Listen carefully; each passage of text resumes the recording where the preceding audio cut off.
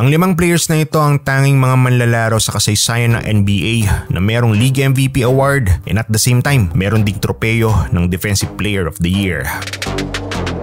Ilan lamang sobrang gifted talaga pagdating sa basketball. Yung kayang bumuhat ng koponan at may impact din on both ends of the floor. Elite level ang opensa, elite level din ang depensa. Maraming magagaling na defensive players na hindi pinalad maging MVP. At meron din namang mga MVP na hindi pang DPOY ang galing. Pero para sa 5 ito, bukod tangi sila dahil pinalad silang mapansin at minsang nag-uwi ng 2 bigating individual awards sa kanilang karera. Sa ngayon, sila lamang ang mga players sa history ng NBA na nauwi ang tropeyo ng League MVP at Defensive Player of the Year.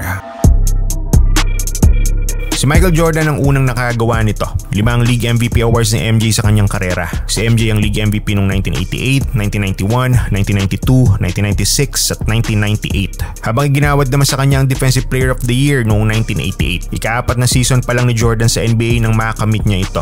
Yung una niyang MVP at kaisa-isa niyang DPOY. Sabay niya nakakuha ang major individual awards na ito and at that time, that was 1988, siya ang unang player na nakagawa nito. Nasabay na ibulsa ang League MVP at DPOY sa loob ng isang season. At sa listahang ito, tanging si Michael Jordan lang din ang gwardiya na nakagawa nito. The rest, big men na.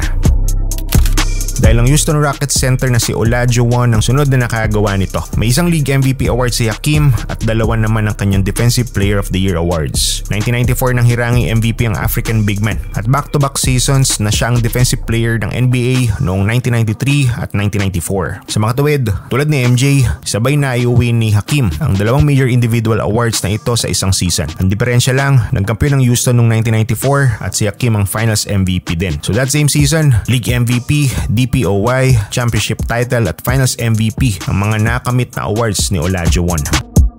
Nagawa rin ito ng Spurs legend big man na si David Robinson. Defensive Player of the Year award munang nakuha ni The Admiral bago siya naging League MVP. DPOY siya noong 1992 at 1995 League MVP naman. Sa kanyang prime, 2 beses siyang nag-runner-up sa MVP voting, habang 4 na beses naman napasok siya sa top 3 ng DPOY. Muntikan na maging multiple MVP at DPOY awardee si Robinson. Gayunpaman, natapos ang kanyang karera na may isa siyang League MVP at Defensive Player of the Year na tropeyo.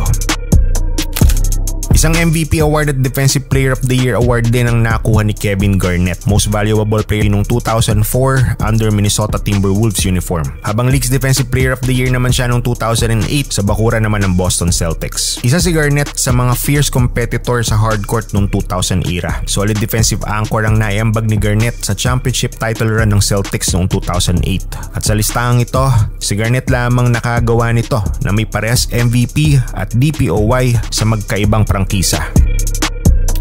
Ang Greek player na si Giannis Antetokounmpo ang pinaka-recent na nakakamit ng League MVP at DPOY. Back-to-back seasons na Most Valuable Player si Giannis noong 2019 at 2020. Noong 2019, DPOY runner-up lamang siya behind Rudy Gobert. Pero noong 2020, kay The Greek Freak iginawad ang tropeyo ng Defensive Player of the Year. In short, muntika na sana maging back-to-back MVP DPOY si Giannis kung siya ang nag-uwi ng Defensive Player Award noong 2019. Nasa hanay si Giannis ngayon ni Jordan at Olajuwon na parehas naka-achieve ng DPOY at League MVP sa isang season.